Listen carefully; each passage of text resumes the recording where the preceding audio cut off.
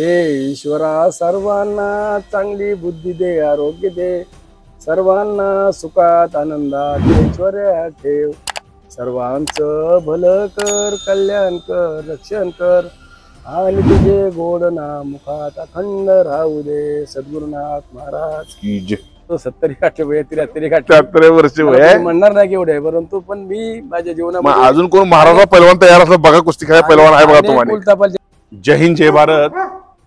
आज पुणे धायरी या ठिकाणी आलेलो आहे आणि आपल्या बरोबर असणारा मल्ल, हा मल्ल कुस्तीतून राजकारणाकडे कशा पद्धतीने वाटचाल केली, तसेच पुण्यातली सुभेदार तालीम, त्याचबरोबर कोल्हापूरची मोतीबाग तालीम आणि अनेक नामांकित मल्लांच्यावर कुस्ती खेळलेला, त्याचबरोबर राजकारणातील सुद्धा वरिष्ठ पातळीवरती गेलेला एक नामांकित पैलवान श्रीरंग चव्हाण पाटील हे धायरी गावचे आहेत पुणे या ठिकाणी, आणि त्यांच्या जवळ आलेलं आहे.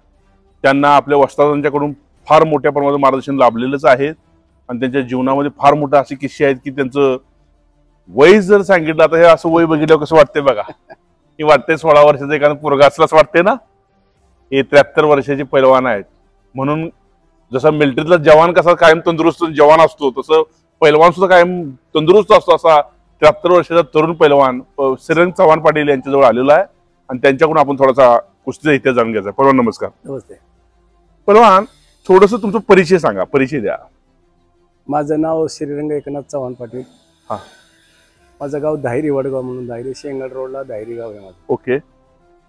या गावामध्ये आमचे वडील, आमच्या सर्व फॅमिली आम्ही ह्या गावामध्ये राहतो. आमच्या म्हणजे छोटं गाव होतं हे पूर्वी.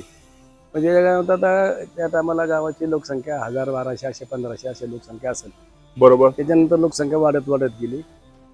आताची लोकसंख्या गेलं तर लाखभर लोकसंख्या असेल. एवढं मोठं गाव झालेलं. 1500 लोकांना 1 लाख झालं. 1 लाख एवढं मोठे हे गावची लोकसंख्या झाली. आणि संपूर्ण हवेली तालुक्यामध्ये असणारं ह्या गावचं क्षेत्र फार मोठं आहे. बर. एवढं मोठं क्षेत्र आहे या गावचं. आणि ह्या क्षेत्रामध्ये इतके भरमसाठ मोठ्या पद्धतीने वाढ झालेली की आता हे पुणे महानगरपालिकेत आमचं गाव नुकतंच समाविष्ट झालेलं आहे. आता नुकतं झालेलं आहे. आणि एकरीत असताना मी तालीम क्षेत्रामध्ये कसा आलो तर मी पूर्वी गावामध्ये आमची धायरी तालीम गाव आहे. धायरी गावची एक तालीम आहे. त्या तालिमीमध्ये आमचे वस्ताद हरिभाऊ दादा पोकळे हे आम्हाला त्या ठिकाणी मार्गदर्शन करायचे. म्हणजे जोर बैठका मारायच्या, घ्यायच्या, कुस्ती कशी करावी, सराव कसा करावा, मेहनत कशी करायची किंवा कुस्ती कसे डाव करायचे, हे डाव मला या ठिकाणी धायरी गावच्या तालिमीमध्ये आम्हाला शिकवायचे. हे करीत असताना, आम्ही तालीम करीत असताना शाळेमध्ये सुद्धा होतो. शाळेतून जाऊन येऊन तालीम करायची. वेळ मिळून त्या टायमाला संध्याकाळची सकाळची शाळेत जायचं, तिथं तालमीत जायचं, तालमीतून आपलं घरी यायचं आणि मग शाळेत जायचं. तिथून शाळा आमच्या ह्या गावामध्ये 7वी पर्यंत होती. 1ली ते 7वी पर्यंत. बरोबर. तिथून पुढं मग त्याच्यानंतर इथून 1 किलोमीटर वडगाव म्हणून गाव आहे, वडगाव खुर्द. तिथं नारायणराव सनस हायस्कूल शाळा आहे. ही कर्मेर भाऊराव पाटलांची शाळा आहे. त्या शाळेमध्ये 8वी ते 12वी पर्यंत ही शाळा तिथे होती. बरोबर. मग ते शिकत असताना तुम्ही तालीम पण करत होता का? तालीम पण करत होतो. मग कुठे सुभेदार तालीम का गावात? हे गावातच करायचो. गावातनं मग आम्ही सुभेदार तालमीमध्ये लढतीला जायचो. संध्याकाळी सकाळी वेळ मिळून त्या टायमाला आम्ही सुभेदार मध्ये, कारण आमच्या ह्या भागातले पैलवान, आमचं हे शेंगड रोड म्हणल्यानंतर शेंगड पट्ट्या म्हणजे इथं नांदेड, खडकवासला, धायरी, वडगाव वगैरे, आंबेगाव वगैरे असं. आणि पूर्वी कसं होतं, चंदूबाईवाले आणि शिवरामवाले असे 2 गट होते. बर. त्या ह्याच्यामध्ये शिवरामवाल्यांची तालिमी वेगळी आणि चंदूबाईवाल्यांच्या तालमी त्या का ठेवल्या होत्या, तर पैलवान लोकांना ईर्ष्या निर्माण व्हावं. बरोबर. आणि त्या ईर्ष्येमधून चांगले पैलवान घडावेत म्हणून त्या ठिकाणी चंदूबाईवाले आणि शिवरामवाले अशी 2 बाजू करून ठेवल्या होत्या त्याला. मग आता आमचं गाव शिवरामवालं, त्याच्यानंतर हे आंबेगाव शिवरामवालं, नांदेड शिवरामवालं, खडकवासला चंदूबाईवालं. मग अशी जी गावं येते काय अशी गावं, ती चंदूबाई शिवरामवाले अशी गावं पडली होती. आणि ती इतक्या खुशच्या त्या टायमाला जिद्दीने आणि चिकाट्याने होत होत्या. म्हणजे जिद्द निर्माणीतून सुभेदार तालमीतून आम्ही लढतीला घरी यायचो, घरून परत तालमीत जायचो. ते करीत असताना तालमीत जावं लागलं. मग नंतर मी शाळेत 8वीत गेलो, 8वी, 9वी, 10वी गेलो. एकदा मध्ये 9वीला का 8वीला नापास झालो. आमच्या वडिलांनी मला खूप चोप दिला, किंवा तू नापास झाला म्हणजे त्यावेळेवर मला एवढे तुम्हाला हे करतोय, तुम्ही नापास होताय, अभ्यास करत नाही, काय नाही. आणि मग ती एक मला भीती निर्माण झाली की यायला पण म्हणजे शाळेत जर अभ्यास नाही करता नापास होतो. आणि शाळेचं एवढं काय त्या टायमाला काय एवढी आवड निर्माण होत जावली नव्हती झाली. आपल्याला तालीम आपल्या डोक्यात बसली होती, तालीम क्षेत्रामध्ये आपल्याला हे करायचं म्हणून.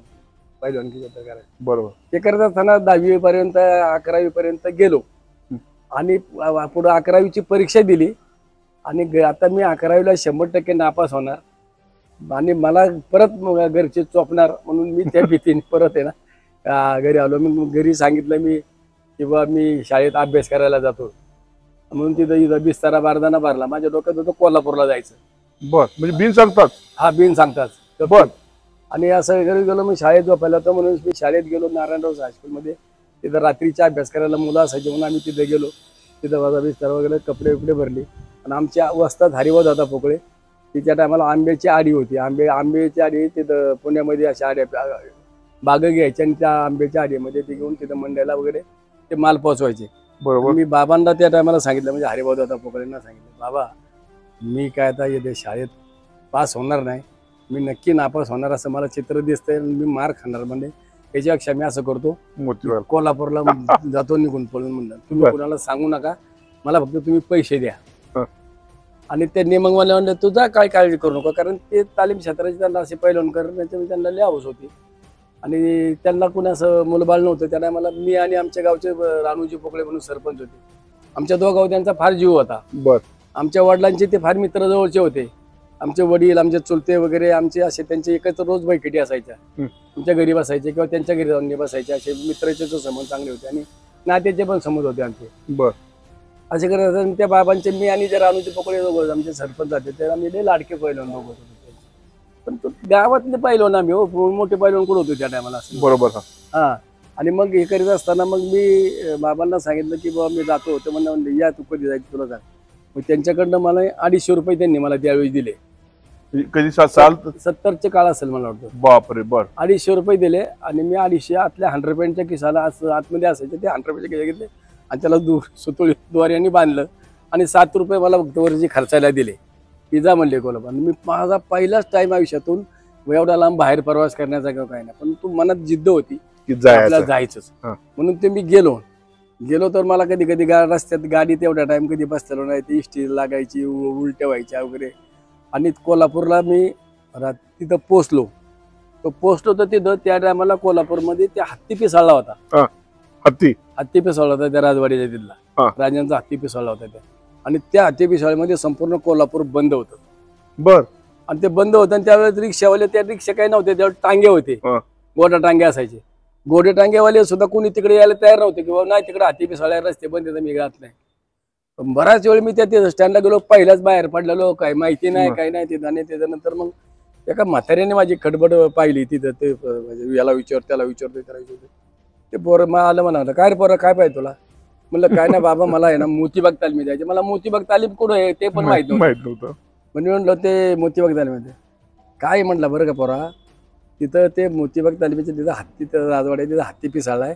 तिथं ते कुणाला तिकडं जाऊन देत नाही आणि ती गाडी पण तिकडे जात नाही टांग्या तुला मी नेईन मला 5 रुपये घेईल मी तुझ्याकडून पण मला तुला लय लांबून न्यायला लागेल. म्हणलं बाबा काही करा तुम्ही देतो तुम्हाला 5 रुपये परंतु मला तिथं तालमी पैसे नेऊन पोचवा. मग त्यांनी मला तर असं करून ते मिरजकी टिकतीकडनं त्या पलीकडच्या दरवाजाला तिथं आणून सोडलं. ते दरवाजे समते बंद तालमीचे. ते तालीम पण कधी काळी गोगुरी पाहिली नव्हती आणि ते समधी पोरं तिकडं त्या हत्तीकडं बघायला तिथं वरून तालमीतून कसा पिसाळा बघायला आणि ते दार वाजून कटाळलो. कोणी हाका महिन्यात आमच्या नारायण दळू आहे का रामभाऊ कारले आहे का लक्ष्मण दावडे आहे का त्यांना बोला मी पुण्याहून आलो. कुणी काय तिथं दार उघडायला यायलाच नव्हते दोन्ही. आणि तिथं एक ते बबनराव वेडेकर म्हणून पाहिलं होता मोठा असा पाहिला होता आला त्याला आला होता लगेला म्हणून त्या ठिकाणी टॉयलेट होती तिथं म्हणून तो तिथं आला. कोण रे दारवाज होते म्हणलं मी पुण्यावरून आलो म्हणलं चव्हाणी माझं म्हणलं ते लक्ष्मण दावडे आणि नारायण दळवी आहेत ना त्यांना त्यांच्याकडे आलोय म्हणलं. बरं थांब म्हणलं त्याने मग ते दार उघडलं आणि त्याला पाहिलं होतं म्हणलं अरे त्याची तब्येत त्याची जबरदस्त आणि मी तर विकत झालो आयला केवढे मोठ्यांनी पाहिलं म्हणलं. आणि मी त्या एकदा असा लुकडा होतो तुळपुड होतो माझा मग एक पुढ्याच्या झाटाकडे तर मी कोल्हापूर खायला इतकी तब्येत माझी वीक होती पण तालीमची इच्छा आणि जोरात होती ना त्याच्यामुळे मी तिथे गेलो तिथं आतमध्ये गेलो तिथं. त्यांनी सांगितलं कुठून आला म्हणलं मी पुण्याहून आलेलो आहे म्हणलं असं ते लक्ष्मण दावडे आणि ते रामभाऊ कारले वगैरे नारायण दळवी ते आहेत म्हणले तिकडे मग थांब इथं बस म्हणले ते बसायला गेलो बसतो तर ते दोघं तिघ जण आले लक्ष्मण म्हणले तू कसं आला इकडे म्हणलं आलो इकडे म्हणते ते तालमीतच आलो म्हणले. मग बस म्हणले ते मग ते तिथं त्यांच्यामध्ये गेलो त्यांच्या तब्येती पाहिल्या ती समती अशी जाम पाहिला. मी म्हणलं आता ह्याच्यात आपला कसा काय टिकावं लागायचा एवढे मोठे हे सर्व पहिलं आपण तर बघ वीक झालेलो कसं काय ते. मग मी पण त्याच्यात रमलो ते हत्ती बघायला मी पण गेलो त्यांनी तिथं ते समजा बाजा ठेवला मी तिथं हत्ती बघ गेलो ते हत्ती मग त्यांनी ते पकडला त्याला मस्त हे मारित होते ते बघ पकडला मग ते हत्ती झालं. मग आम्ही तालमी आलो. मग तालमी आलो त्यांनी माझी विचारपूस केली म्हणले तू कसं काय आला काय आलो तर असं असं आलो म्हणलं मी. तर ते नारायण दळवीला सांगितलं की मी पळून आलेलो आहे कोणाला सांगितलं नाही आमच्या घरच्यांना पण सांगितलं नाही तर मी असं आलेलो मला तुम्ही घ्या बरोबर ठीक आहे म्हणले का. आणि मग मी ते तालमीत 1 दिवस गेला 2 दिवस गेलो मला काय तिथं सूट व्हायना ते आपण मनात तर आणि म्हणलं तर आपण तिथं इथं एवढं नाटक केलं पळून आलोय आणि इथून परत गेलं तर आपले नाव निश्चित व्हायचे म्हणते की हा गेलाय पळून आणि हा परत आला की 2 दिवसात म्हणून ती मनात जिद्द होती की आपल्याला नाही काही झालं तर राहायचं. मग राहिलो तिथं जी करमलं राहिलो तर मग मी पण त्याच्यात रमून गेलो त्या तालमीच्या क्षेत्रामध्ये. आणि रमून गेला असताना मी तिथं तालमीमध्ये एवढी लढत मेहनत वगैरे करायची त्यांच्यामध्ये त्या सानिध्यात रमलो मी. आंधळकरांची भेट 250 रुपये माझ्याजवळ होते तोपर्यंत पुरले ते. मग तिथं संध्याकाळचे आंधळकर पायलन वगैरे यायचे बाबू बिरे होते त्यांचे बसतात ते यायचे ते असे तिथं कठवड्या बसवायचे पोरांना सांगायचे वगैरे आम्ही आपल्या त्यांच्या पाया पडायचो वगैरे असं. माझी ओळख करून दिली की हे पुण्याहून आलेले चव्हाण म्हणून बाहेर यायचे म्हणजे असं आमच्या घरी म्हणजे ठीक आहे म्हणजे. परंतु त्यावेळेस पहिल्यांदा माझा एवढा असं काही सानिध्यात जे असतं तिथं काय परिचय झाला नव्हता. परंतु हा पुण्याचा पोरगा एवढा आणि सगळं त्यांना एवढं माहिती होतं. मग करीत असताना मग तिथं राहिलो 5-7 महिने गेले. इकडं घरचे आमच्या आरडावाडा करून गेले पोरग कुठं निघून गेले काय करून गेले आई रडायला लागली समजून. पण तो तरी आमच्या हरिभाऊदादा पकडीने सांगितलं नाही की मी त्याला कोल्हापूरला पाठवलं आणि तो तिकडे गेल्या म्हणून त्यांनी सांगितलं नाही. फक्त ते आमच्या वडिलांनी ओळखलं होतं की त्या बाबाला माहिती आहे हा कुठं गेलेला आहे किंवा काही माहिती हा सांगत नाही आपल्याला असं म्हणले. पण त्यांनी शेवटपर्यंत सांगितलं नाही.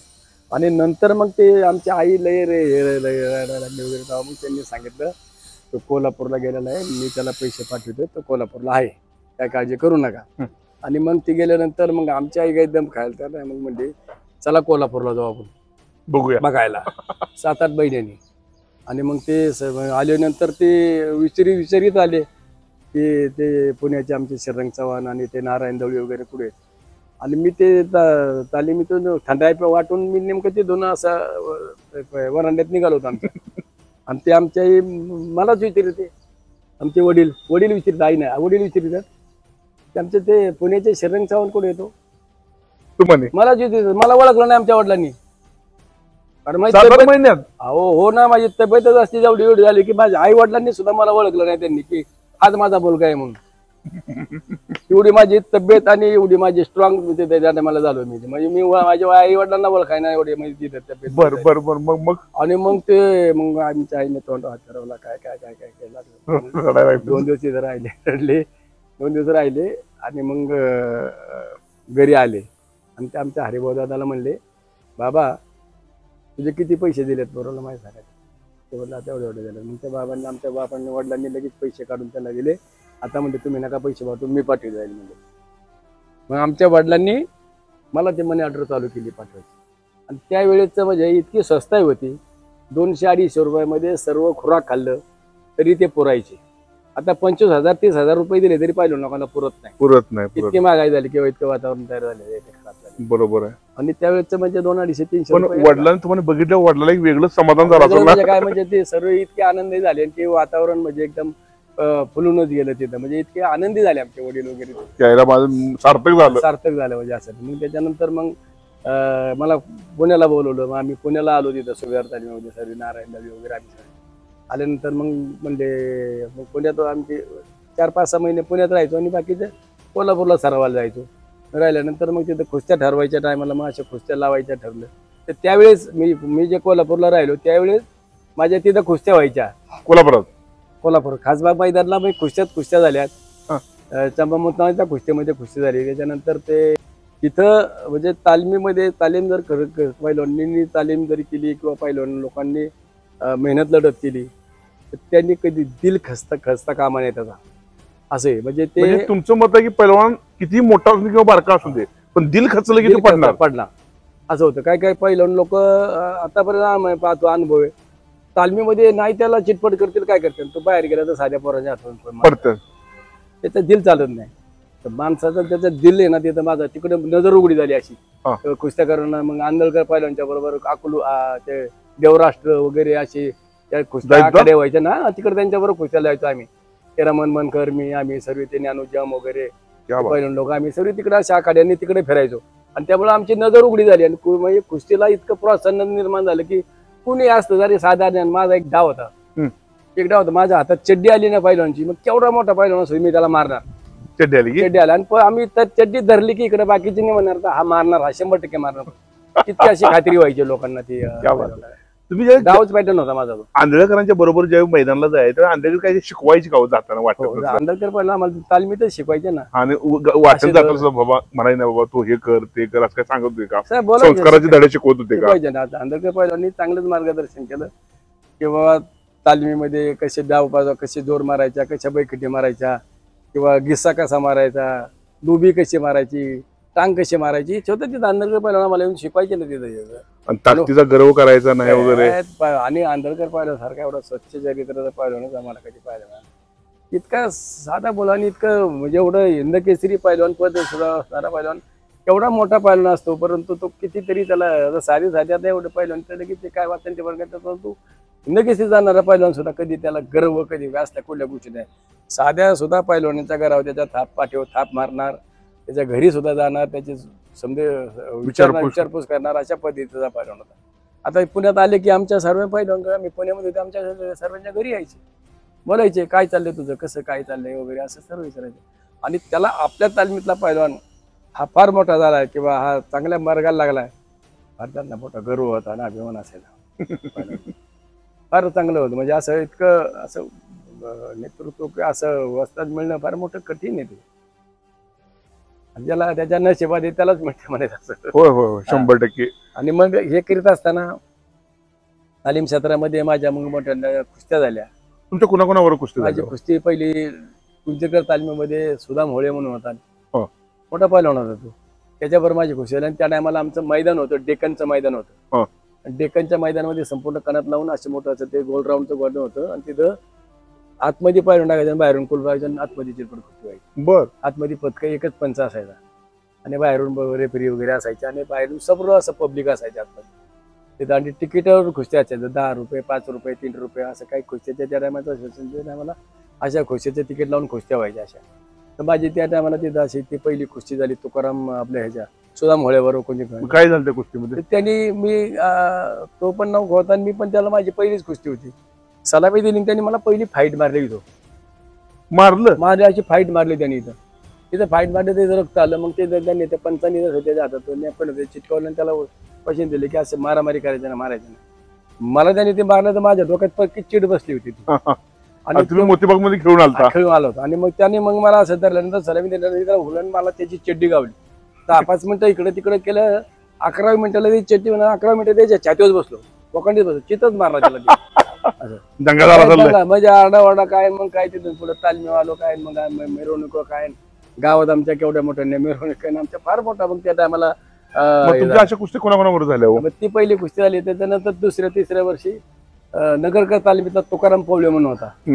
तो आमच्या इकडं सोनापूर म्हणून गाव येतं पानशेत धरणाच्या अलीकडे, तर तो नगरकर तालमीत सराव करायचा. आणि नगरकाली म्हणजे चंदोबाईवाली मग आमची सोगार तालीम, शिवरामदादा तालीम वगैरे, गोकुळासा तालीम, आमच्या शिवरामाली तालीम, चिंचेचं तालीम, आमच्या शिवरामाला तालीम. आणि मग त्या टायमाला नगरकर तालीम माझी दुसरी कुस्ती तिथं तुकाराम पावल्यावर लागली. आणि तुकाराम पावल्यावर तो एवढा मोठा पाहिला होता की ते म्हणले ह्या पोराला नक्की मारणार. म्हणजे सर्व त्यांनी त्याच्या गावच्या लोकांनी ढोलबिला आणून ठेवली होती, बर, की मला मारणार म्हणून. तिथंच खुशी आली डेक्कनला. डेक्कनला खुशी झाल्यानंतर त्याची माझी पहिली खालवर खुशी झाली आणि मला काय त्याची चड्डी गावली. मला माझा डावच पॅटर्न चड्डी गावली की संपली. त्याला मी 12-13 मिनिटात त्याला पण चड्डी गावला, वरून त्याला आणला खाली, चितच मारला तिथं. मग काय त्याचं सांगायचं, मग त्या असली आवाज आली माझी, एवढे मोठा पाहिलं मग एवढी मोठी माझी आवाज आली की गावात मी ह्या भागामध्ये 1 नंबरचा मोठा पाहिलं झालो. क्या बात आहे. आणि मग इथं गावामध्ये मिरवणुका, हे तिकडे मिरवणुका, मग ह्या गावात मिरवणूक, त्या गावात मिरवणूक, अशा पद्धतीने आमचं ते वातावरण झालं. की नारायण दवळीचं सानिध्य तुम्हाला भेटले का हो त्यांचं? नारायण दवळे, मी, अशोक कालभोर, प्रकाश उंदरे, आम्ही एकाच खोलीमध्ये राहायचो. सुभेदार तालमीमध्ये आमच्या चौधरी भाऊंची खोली व्यवस्था त्यांची खोली होती. आमच्या तिघांना ती खोली दिली होती. एकाच ठिकाणी आमचा स्वयंपाक व्हायचा, एकाच ठिकाणी आम्ही जेवण करायचो, एकाच ठिकाणी झोपायचो, एकाच ठिकाणी सर्व म्हणजे आमची एका तालमीतच आम्ही एकाच रूम मध्ये. नारायण दळवी संस्कार काय तुम्हाला शिकवले का असं कसे बाबा काय? नारायण म्हणजे फार गरिबातून आलेला मोठा पाहिला. गरीबीत ना? गरीबातून फार गरिबी होती. त्याचे आई वडील शेतीची कामं करायची, त्याची परिस्थिती एवढी नव्हती मोठी. बर. त्याचे भाऊ कामाला होते कॉर्पोरेशनला इकडे तिकडे असे तसे. आणि नारायण दळवींना एक बिल्लू शेठ म्हणून तिथं खडकमाळीला एक सरदारजी होता. मग ते नारायण दळवीची परिस्थिती आणि नारायण दळवी प्रामाणिक कष्ट करणारा आणि साध्या पद्धतीने राहणारा एक त्याची लोकांना सहानुभूतीची निर्माण व्हायची आणि त्याला काहीतरी मदत करा म्हणून ते बिल्लू शेठ सरदारजी होते ते त्याला समजे खुराक पाणी त्याला द्यायचे.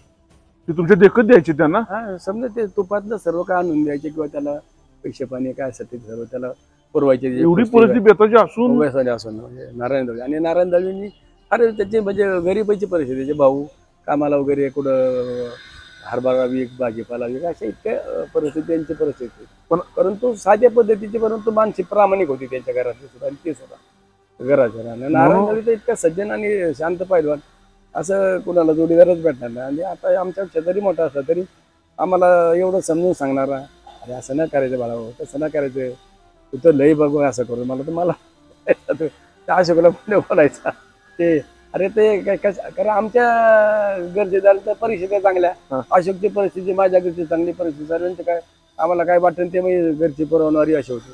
परंतु नारायणची त्याची परिस्थिती, नारायण गरीब होता आणि नारायणची परिस्थिती, परंतु नारायणनी इतकं त्याच्यानंतर त्याच्यातून त्यांनी सानिध्यातून व्यवस्थित वातावरण तयार केलं. त्याच्या पण नारायणच्या 2-4 कुस्त्या झाल्या. नारायणी पण ते 1-2 कुस्त्या मारल्या, काही बरोबरी सुटल्या. त्याच्यानंतर तो कॉर्पोरेशनला का सर्व्हिसला लागला. सर्व्हिसला लागून त्यांनी मग काही शेती बिती त्याची डेव्हलप केली. त्याच्या मुलांना शिकवलं बिकवलं, लग्न झालं, शिकवलं बिकवलं त्यांनी. पण नंतर कालांतरी एका देवाला म्हणून तिकडे गेला आणि त्याच्यामध्ये त्याचा तो घात झाला. ते दोघं नवरा बायको वाचपणे सापडले, दोन्ही बिचारे गेले. पण मुलं दोन्ही त्याची चांगल्या लाईनला लागली, चांगली मुलं हुशार झाली, शिकले जावरले. आज ती मुलं 1 नंबरला व्यवसाय करतात. बरोबर आहे, अशी आणि ते अजून सुद्धा ती पोरं सुद्धा अजून सुद्धा त्याचे नारायण दळवीचे जोडीदार आम्ही आहोत किंवा आम्ही त्या तालमीत होतो म्हणून सुद्धा अजून सुद्धा आमचं नेहमी मार्गदर्शन घेतात आणि ते आम्हाला अजून सुद्धा काही ना काहीतरी सल्ले विचारतात. आम्ही सुद्धा त्यांना चांगल्या पद्धतीने सल्ला देतो. म्हणजे असं मोठं झालंय म्हणून गर्व नाही, म्हणजे सर्वसामान्य जीवन अजून सुद्धा.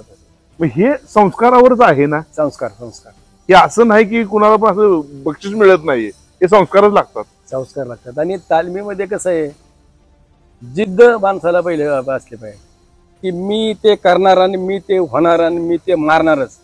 याच्या मनात त्याने जिद्द ठेवली ना, त्या जिद्दीप्रमाणे तो माणूस त्याच्या जे जीवनामध्ये येतात त्या पद्धतीचे ते घडत असतो. बरं, आता हे झालं कुस्तीचा इतिहास. तुम्ही राजकारणात कसं आला? राजकारणात मी असं आलो की तुम्ही पैलवान चांगलं होता म्हणून बॉक्सिंग करायसाठी आला का? तसं नाही. आमच्या घरात आमचं घरच राजकीय घराणं आहे. म्हणजे आमचं पहिल्यापासून फॅमिली, आमचे चुलते एक मार्केट कमिटीला सभापती होते. बर. आमचे धाकटे चुलते एक तालुका पंचायत जिल्हा परिषद तालुका पंचायत सदस्य होते. आमचे वडील काही दिवस गावचे सरपंच होते. बरं, म्हणजे पहिल्यापासून राजकीय वलय आहेत. हे करत असताना मग ते आम्हाला अनंतराव थोपटे आमचे नातेवाईक आहेत, राज्यमंत्री अनंतराव थोपटे मंत्री झालेले, बोरचे 4-5 वेळा आमदार झाले. ते चिंचण तालमीत होते. त्याच्यानंतर नानासाहेब नवले आमचे नातेवाईक खासदार येते, त्यांची नात मला माझ्या मुलाला त्यांचे नात दिलेले नानासाहेब नवलेंच्या. बरं, म्हणजे एवढं मोठं संबंध आहे. संबंध आहे. त्याच्यानंतर अशोकराव मोहोळ वगैरे ही सर्व मंडळी आमच्या घरातल्या सारखी, आमच्या घरातल्या लोकांच्या सर्वांच्या परिचयाची लोक ती सर्व. आणि करत म्हणून ते सर्व राजकीय मला आले की ते त्या भागाचं कुणाचं काय काम असेल त्या नाना नवरे उभे राहिले, त्या अशोकराव मोहोळ उभे राहिले किंवा कुणी असं काँग्रेस पार्टीचं कुणी उभं राहिलं तर ते त्यांचं संपूर्ण जबाबदारी ह्यांच्या सोपवायची आणि ते काम करायचे. ते त्या पद्धतीने ह्या भागातून येतो. मग त्यामुळे ते आम्हाला सुद्धा त्याची आवड निर्माण झाली आणि राजकारणात आला. त्यांना मग तालीम क्षेत्र सुटल्यानंतर माझं लग्न झालं. लग्न झाल्यानंतर मग मला माझ्या मामाचीच मुलगी मला केली लग्नाला. म्हणजे मला तर माझं लग्न झालेलं हे साखरपुडा झालेलं सुद्धा मला ठरलेलं सुद्धा माहित नव्हतं. मी तालमीत होतो आणि आमच्या आईनी आमच्या वडिलांनी मामाची मुलगी म्हणून त्यांनी ठरवलं. साखरपुड्याच्या आधी 2 दिवस मला आमच्या काही मित्राने सांगितलं होतं साखरपुडा आहे सरस्वती मंदिरला साखरपुडा आहे म्हणून आहे. मामा मुलगीचा मामाचा मग ह्याचा पश्चाताप तुम्हाला होतो का आता नाही पश्चाताप नाही होतं म्हणजे कसं होतं की तालीम ते मला आणि मला बिन बघता लग्न केलं म्हणजे पश्चाताप होतो का नाही आता ते कसं नाते मामाचं बघा मला माहिती होतं ना आमच्या मामाची मुलगी कोण आहे काय आहे ते सर्व इतिहास माहिती होता ना आणि ते चांगले होते ते वातावरण त्यांची पण परिस्थिती मामाची आमच्या चांगली होती सर्व ते नाव लाव कितलीतली माणसं होती ती सुद्धा त्यामुळं ते हे झालं ते झालं ते मग मग हे झालं मग तुम्हाला जे विलासराव देशमुख म्हणा शरद पवार म्हणा हे काँग्रेस नेत्यांचं वगैरे सानिध्य भेटलं का सोनिया गांधी राहुल गांधी किंवा राजीव गांधी वगैरे हे काय झालं नंतर लग्न झालं माझं लग्न झाल्यानंतर मग मी तरी तालमीत जाऊन येऊन करायचो तालमीत जाऊन येऊन केल्यानंतर मग मी शेती बिती तर आमच्या इथं भरपूरच होती त्याच्यामध्ये तिथे शेती किती होती तुमची दाहेरीत आमची शेतीमध्ये आता ते DSK विश्वविद्यालय तिथं म्हणजे 17-18 एकर जमीन होती आता 2-3 एकरचा इथं आंबाईचा बाग आहे त्याच्यानंतर इथे हे झाल्यानंतर मग मी राजकारणामध्ये अशोक मावळांचं काम केलं नाना नवल्यांचं काम केलं असे आमदार खासदार झाले त्यांच्या सर्वांचे आम्ही कामं करीत राहिलो एक कार्यकर्ता म्हणून आपलं त्यांच्याबरोबर फिरायचं आणि पहिलं असल्यामुळे मला या भागात जरा मान होता बोलवायचे बिलवायचे आणि आपण त्यांच्याबरोबर आले तर आम्हाला ते पुढे घालून निघून जायचे आणि करत असताना ती आवड निर्माण झाली याच्याकरता त्यानंतर अनंतराव थोपटे राज्य दुग्धविकास राज्यमंत्री होते मग त्यांचे आमचे ते पहिले तसं नात्याचे संबंध होते पण ते एवढं काही जाण्याने त्यांच्याकडे असायचं ते बोरला असायचे इकडं मग त्यांचे आमचे जरशी जास्त सवय जाणं येणं आता या राजकारणामुळे वाढत गेलं आणि मग ते इकडे आले की कार्यक्रमांना आम्हाला बोलवायचे किंवा आमच्या घरी यायचे की आम्ही तिकडे त्यांच्याबरोबर जायचो मी 99 मध्ये पक्ष फुटला काँग्रेस फुटला आणि त्यावेळेस आम्ही इकडं ह्या भागात काँग्रेसचं काम मीच करायचो इकडं म्हणजे आम्ही सर्व आमचा ग्रुप असायचा सर्व ते रानूची पोकळी वगैरे ही सर्व मंडळी होती काही पवार साहेबांच्या बरोबर काही देखील परंतु मी त्यांना माहिती हा कट्टर काँग्रेसचा आहे हा काय तिकडे जाणार नाही थोपटे साहेबांचा माझ्यावर जीव होता माझं प्रेम होतं साहेबांचं मग साहेबांनी मला बोलून घेतलं म्हणले अरे तू विधानसभा लढतो का डायरेक्ट म्हणले हो बरं म्हणलं लढतो साहेब तुम्ही म्हणलं तसं तर लढतो म्हणलं माझं काही म्हणलं नाही तुम्हाला माहिती मी एकदा हो म्हणलं की करणार म्हणलं आणि मग ठीक आहे म्हणलं मग विधानसभा लढत होता म्हणले तो 99 ते पक्ष फुटला होता त्या टायमाला कोणी नव्हतं समजे काँग्रेसचा कोण आणि राष्ट्रवादीचा कोण हेच माहीत नव्हतं कोणाला कार्यकर्ता अशा पद्धतीत मी आहे ना विधानसभा 99 मध्ये लढलो आणि त्यावेळेस अनंतराव थोपटे बोरमधून आणि विलासराव ह्याच्यामधून लातूरमधून आणि असे सर्व सांगितलं निवडून त्या टायमाला मला त्यांच्या ग्रुपमध्ये विधानसभेचं तिकीट मिळालं होतं आणि मी तिथं काँग्रेसकडनं बरोबर फार आम्ही मोठी टप्पर दिली इथं की मी तर विधानसभेला नौकाच होतो म्हणजे मुळशीतली काही गावं काही होती ती सुद्धा मला नीट काही माहित नव्हती की ही गावं आपल्या ह्या मतदारसंघाची काय परंतु कार्यकर्त्यांनी फार समजे गावून गाव वाडी वस्ती फिरून ना मग त्या ठिकाणी चांगली लढत दिली इतकी जबरदस्त लढत दिली की त्यांचा पारच घाम काढला आणि त्यावेळेस काय झालं नेमकं आमच्याच भागात तिने तिकडे बसले राष्ट्रवादीचं कुमार गोसायला बसलं म्हणजे आमच्या पट्ट्यातच बसलं दुसरं राजाभाऊ रायकर शिवसेनेचं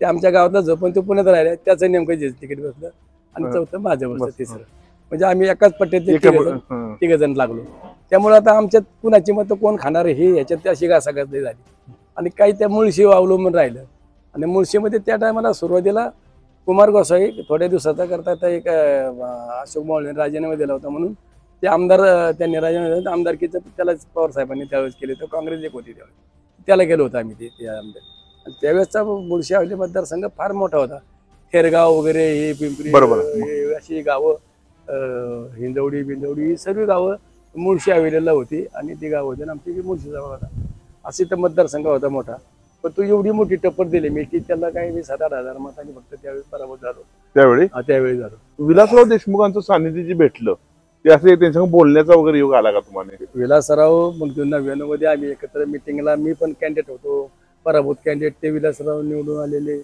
त्यांना मग ते काय त्या टायमाला खरं अनंतराव थोपटेच मुख्यमंत्री झाले असते संपूर्ण महाराष्ट्राची जबाबदारी अनंतराव थोपटेवर ठेवली होती कुणाला तिकीट द्यायचं कुणाला नाही काय करायचं आणि संपूर्ण महाराष्ट्राची जबाबदारी अनंतराव थोपटे जर कधी निवडून आले असते तर मग राज्याचे मुख्यमंत्री अनंतराव झाले असते ते निवडून आले मग अनंतराव थोपटे पण 7-8 हजार 5-7 हजार मतांनी पडले त्यावेळी पराभूत झाले आणि ते म्हणजे ते जरा थोडा घातपात झाला कुस्तीमध्ये व्यसनाधीनता वाढायला लागल्या पहिलवान बरोबर त्याच्याबद्दल तुमचं मत काय आता तुम्ही जाताय ना कुस्त्या बघायला बरोबर आहे कसं असतं की पूर्वी काय व्हायचं पहिलवान लोक क्षेत्रात पहिलवान मोठे झाले किंवा काय झाले तर व्यवसाय धंदा ला फार दुर्मिळ व्हायचा. कोणाला काय आवड असायची नसायची ती गोष्ट आली होती.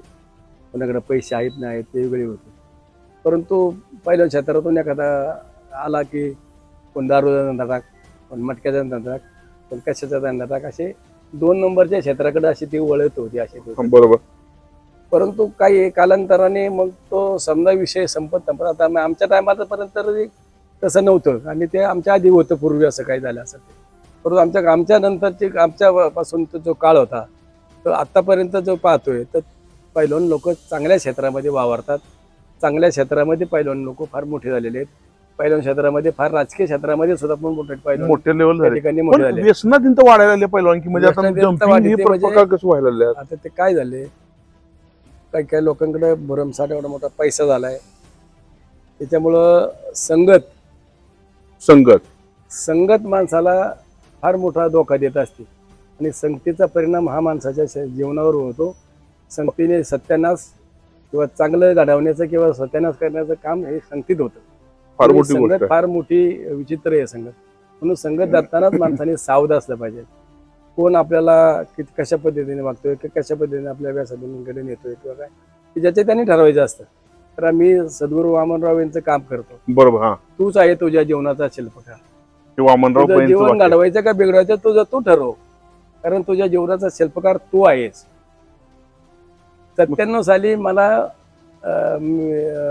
वामनराव पैंचा इथे कार्यक्रम आमच्या मेहण्याने उत्तम नगरला घेतला होता आणि त्या कार्यक्रमामध्ये मला दीपवर्जन करायला बोलवलं होतं. कारण या भागातला मोठा पैलवान होता आणि दीपवर्जन करण्याकरता मला बोलवलं होतं आणि मी परवा मी म्हणायचं मला काही हे असलं जमणार नाही काय तर आपल्याला काही ते काय हे आपलं क्षेत्रच नाही ना त्या असं म्हणायचं. आणि त्यावेळेस मला सुद्धा अशा काही संगतीने जागेचे खरेदी विक्रीचा व्यवसाय करायचो व्हायचं, जागाच्या वगैरे पैसा मिळायचा, लोक भरपूर पाठीमागं असायची काय व्हायची, कुठं जरी बैठकीला बसायचं, पार्टीला बसायचं, कुठं बिअर पे, कुठं दारू पे, कुठं काय कर, अशा पद्धतीने मी पण वाद चाललो होतो. बर, खरी परिस्थिती सांगायला बरोबर. मी सुधारलो तर माझ्यामुळे आणखी माझं ऐकून दुसरी सुधाराव बरोबर म्हणून हे मी सांगतोय. बरोबर. आणि म्हणून त्या पद्धतीने मग काय झालं आमच्या मेवण्याने ते ओळखलं म्हणलं की तू पाटलांना इथं इथं या संगतीत आल्यानंतर सद्गुरू वामनराव पैंचे जीवन विद्या मिशन याच्यामध्ये आल्यानंतर माणसाच्या जीवनामध्ये 100% बदल होतो. आम्ही अनुभवतो. तुम्ही त्याला एकदा घेऊन या बघ तिथपर्यंत. तर बायको रोज म्हणायच्या चला ना आपण जाऊ तिथपर्यंत दीपवर्गला मेवण्याने बोलवून. आणि आमचा टाइम संध्याकाळचा हे असं पाय पार्टी बिटी काय झालं काय काही काढते म्हणलं मला नाही तर जाऊ दे. एक दिवस पडले भांडी म्हणलं मामाची पोरगी म्हणली आणि गेलो तिथे जाऊन.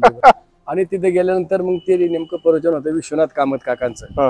आणि त्या कामत काकांचं प्रवचन त्याचा विषय असा होता नेमका 4-5 दिवसाचं प्रवचन होतं. त्या विषय होता की माणसाच्या जीवनामध्ये माणूस दारू कसा पितो आणि दारू पिल्यानंतर माणसाच्या शरीराचं गटर कसं होतं आणि कसं प्रपंचाचं वाटोळ होतं ते नेमकं तो विषय होता तो. आणि तो नेमका तो विषय गेला हात घातला होता. तिथं बसलो आणि मी इथं खाली खुर्च्या बसलो आणि ते प्रवचन केलं इथं बसलो. आणि बसल्यानंतर ती जे बोलत होते ना ते मला लागत होतं की माणूस कसा दारू पितो, कसा पितो, कसं शरीरात होतं, काय काय करतो का. आणि ते जे बोलत होते मला लागत होतं. म्हणजे मला इतकं हे झालं घुमऱ्या झालं माझ्या शरीरामध्ये इतकं मला असं एकदम हे झालं. आणि मी एकदम माझ्या मनातून अंतर्मनात गेलं की एकदम नाही आपण पण हे करतोय चूक करतोय आपल्याला हे करायचं नाही. संपले सोडून दिलं म्हणतं त्या दिवशी. त्या दिवशी सोडलं. आणि सांगतो त्या दिवशी माझ्या गाडीच्या डिग्गीमध्ये बिअरच्या बाटल्या वर होत्या आणि मी ते कार्यक्रम करून कुठेतरी बसणार होतो. पण मी ते केलं नाही. एका हॉटेलमध्ये गेलो बायकोला म्हणलं आता आजच्या दिवसच पेतो परत पेलो नाही. ऑर्डर दिली आणि काय केलं ते उचलीन गेलो ते तसंच घेतलं. तिथे एक शेजारी कॅनल होतं ते कॅनलमध्ये फेकून दिलं. म्हणलं आजपासून बंद. तर आज त्याला 30-35 वर्ष झाले दारूच्या थेंबाला शिवलो नाही किंवा काय त्या वाईट मार्गाला नाही. आज मी माझं असं जीवन चांगल्या पद्धतीने जगतोय. केवळ सद्गुरू वामनराव पैंचे विचार तूच आहे तुझ्या जीवनाचा शिल्पकार. तुझं जीवन घडवायचं का बिघडवायचं तू ठरव. मग तिथून पुढे मग चांगल्या विचाराने करून मग मला विधानसभेचे 2 बार तिकीट मिळालं. मी खडसला मतदारसंघातून लढलो. महाराष्ट्र प्रदेश काँग्रेसमध्ये जनरल सेक्रेटरी झालो, सरचिटणीस झालो. आता सातारा जिल्ह्याला प्रभारी म्हणून काम करतोय. ते मी का सांगतोय की माझ्या जीवनात घडलेली घटना आहे ही सत्य परिस्थिती घटना आहे. परंतु मी सुधारलोय. माझ्या जीवनाला एक चांगल्या पद्धतीची कलाटणी मिळाली. माझं ऐकून जर दुसरं कोणी निवडत असेल तर ते पुण्य मला मिळेल, ते माझ्या सद्गुरूंना मिळेल. म्हणून मी हे सांगतोय ना, ते राजकारणामध्ये कुणी असल्या गोष्टी सांगत नाही. नाही कुणाचं एकामेरीचं मी काय झकमारी होतो आणि काय करतो असं कोणी सांगणार नाही. तर मी असं हे माझ्या जीवनात फार मोठी गोष्ट आहे. हे ऐकून फार मोठी सुधारणा आपल्याला करू शकतो आपण. फार मोठी गोष्ट आहे. पैलवान, आता शेवटी तुम्हाला मी हा एक प्रश्न विचारतो, तुमच्या आवडीचा पैलवान कोण होता त्या कालखंडातला? मला त्या टायमाला ज्यावेळेला आंबेडकर पैलवानीच्या पहिल्या, त्याच्यानंतर युवराज पाटलांच्या कुस्त्या झाल्या, त्याच्यानंतर हिंदकेसरी आपले हे चंबा मुतनाच्या कुस्त्या पाहिल्यात मी, त्याच्यानंतर मारुती मानेंच्या कुस्त्या पाहिल्यात मी. मारुती माने तर खासदार होते, झालेले होते. संभाजी पवार आमदार होते. संभाजी पवारांनी कुस्त्या भेटलेल्या. बर, चांगले खेळायचे. अहो सध्या हे पैलवान फार मोठमोठे पैलवान होते. ते गणपतराव खेडकर आमच्या वाजतात होते, ते गंगावती तालमीतले होते. ते इथं पुण्यात आले तर हिरामन बनकर कडून आमच्याकडे यायचे ते. बरोबर. असे म्हणजे हे फार मोठमोठ्यांनी पैलवान होते. त्यांचं आम्हाला चांगल्या पद्धतीचं मार्गदर्शन भेटलं. त्याच्यानंतर राजकारणामध्ये आल्यानंतर मला तोपटे साहेबांचं, पृथ्वीराज चव्हाणांचं चांगलं मार्गदर्शन भेटलं. मला पृथ्वीराज चव्हाणांनी हे 2014 मध्ये मला इलेक्शनला तिकीट उभं राहायला सांगितलं होतं. आता मी बाबांच्या हाताखाली तिथे काम करतो सातारा जिल्ह्यामध्ये. परंतु चांगल्या पद्धतीने काम करतो. असल्या वाकडं तिकडं किंवा असल्या घाणेरड्या विचारांनी काम करायचं ना, करायचं तर प्रामाणिकपणाने काम करायचं आणि त्या पद्धतीने तिथं आपल्याला यशच घ्यायचं. अशा पद्धतीचं आपलं जीवनाचं आपलं सार्थक ठेवलेलं आहे. फार मोठी गोष्ट आहे. जाता जाता पैलवानकीला काय संदेश दिसेल? नव्या पैलवानांनी काय करावं? गुरुचा आदर करणं जरा विसरून गेलेत, काय करावं? तुमचं काय मत आहे? नव्या पैलवानांनी एक तर प्रामाणिकपणाने आपलं जीवन जगायचं. आपल्याला दिलेलं काम प्रामाणिकपणाने करायचं. म्हणजे त्याच्यामध्ये जोर बैकाटे असतील किंवा कुस्ती असेल किंवा काय असेल, आणि जिद्दीने आणि चिकाटीने करायचं. टंगळमंगळ करून काय करायचं नाही. टंगळमंगळ करून गेला की तो टंगळमंगळ त्याच्या जीवनाची होती. त्यामुळे तसं करायचं नाही. करायचं तर प्रामाणिकपणाने करायचं आणि जीवनावून करायचं. कारण आपल्या शिष्य, आपल्या गुरुचं, आपल्या तालमीचं, आपल्या गावाचं एक नाव आपण ठेवण्याचं काम खऱ्या अर्थानं आपण करीत असतो. म्हणून आपण ते चांगल्या पद्धतीने जेवण करायचं त्याला. आणि तुम्ही चांगल्या प्रामाणिकपणाने काम केलं, काय केलं ना, तुम्हाला यश 100% आहे. यश राहणार, मिळणार म्हणजे मिळणारच. हे तुम्हाला मी आवडून सांगतो, कारण आमचे अनुभव तुम्हाला मी सांगतोय. तर मी पण आता जवळजवळ 73 वर्ष म्हणणार नाही की एवढे आहे, परंतु पण मी माझ्या जीवनामध्ये अजून कोण महाराजा पैलवान तयार असला बघा, कुस्ती खेळायला पैलवान आहे बघा तुम्हाला. उलटापालच्या माझ्या जीवनामध्ये झाल्यात, परंतु मी सरळ मार्गाने, अशा सरळ मार्गाने सर्व गोष्टी सोडवलेल्या आहेत. म्हणजे सरळ मार्ग आता आमदार झाला नाही दुःख तुम्हाला वाटतंय का? नाही तेवढ्यापुरतं दुःख त्या हिशोब वाटलंच की मी आता पडलो आपण हे केलं असतं. परंतु मी त्या आमदारकीच्या पेक्षा जास्त जोमाने काम करतोय आमदार नसताना सुद्धा. अरे वा, त्यामुळे आमदारीपेक्षा जास्त मान आहे मला आज माझ्या मतदारसंघामध्ये. बस आणखी काय पाहिजे तुम्हाला? का आमदार व्हावा, शिकायत पाडला पाहिजे असं काय? काय आमदार मिळणं म्हणजे पेन्शन मिळली पाहिजे, पगार मिळाला असं काय का? ते परमेश्वरानं आपल्याला दिलेले आहे भरपूर. त्यामुळे काही अपेक्षा नाही, त्याची अपेक्षा नाही. फक्त आपलं प्रामाणिकपणाने सर्व गोरगरीब जनतेचं काम करायचं, ते काम करायचं. मला विलासराव देशमुखांनी ही महानगरपालिकेत गावं वगळायला मदत केली, सोडायला पण मदत केली. चांगली माझे म्हणजे आमचे उल्हासदादा पवार, त्यांचे जवळचे खास मित्र उल्हासदादा पवारांचे विलासराव देशमुख, आणि त्यांच्यामुळे आमचे पण चांगल्या पद्धतीचे संबंध झाले होते. आणि विलासराव आम्हाला घरच्यासारखेच बोलायचे, वाटायचे. सर्व हक्काने आम्ही जाऊन सांगायचो विलासरावांना काय काम करायचे. फार मोठा संदेश आणि फार मोठा इतिहास आहे 70 वर्षाच्या पैलवानाचा. तर इतिहास फार मोठा आहे, जवळजवळ आता भरपूर वेळ झाला तरी सुद्धा लोकांना फार मोठा संदेश मिळालेला आहे. म्हणजे पैलवान हा कुस्ती खेळू शकतो, कुस्ती क्षेत्रात चांगलं नाव मिळवू शकतो, राजकारणात नाव मिळवू शकतो. तसेच वामनराव पै यांच्या सानिध्यात आल्यामुळं त्यांच्यात वैचारिक पातळी, ज्ञानात सुद्धा भर झाली आणि समाधान काय आहे ते सुद्धा त्यांनी ओळखलं, बघितलं. त्यामुळं काही नसताना सुद्धा भरपूर काही असल्याचा अनुभव हे पैलवान घेत आहे. तर पैलवान श्रीरंग चव्हाण पाटील यांच्या जवळ आलो. त्यांच्याकडून त्यांनी इतिहास जो सांगितला फार मोठा इतिहास आणि विचार करण्यासारखा इतिहास त्यांनी सांगितलेला आहे. एवढंच मी सांगतो आणि मी नमस्कार करून थांबतो. एक मिनिट, मी विश्वप्रार्थना, सद्गुरूंची विश्वप्रार्थना करतो सर्वांच्या करता आहे. हे ईश्वरा, सर्वांना चांगली बुद्धी दे, आरोग्य दे, सर्वांना सुखात आनंदात ऐश्वर्यात ठेव, सर्वांचं भलं कर, कल्याण कर, रक्षण कर, आणि तुझे गोड नाम मुखात अखंड राहू दे. सद्गुरुनाथ महाराज की जय.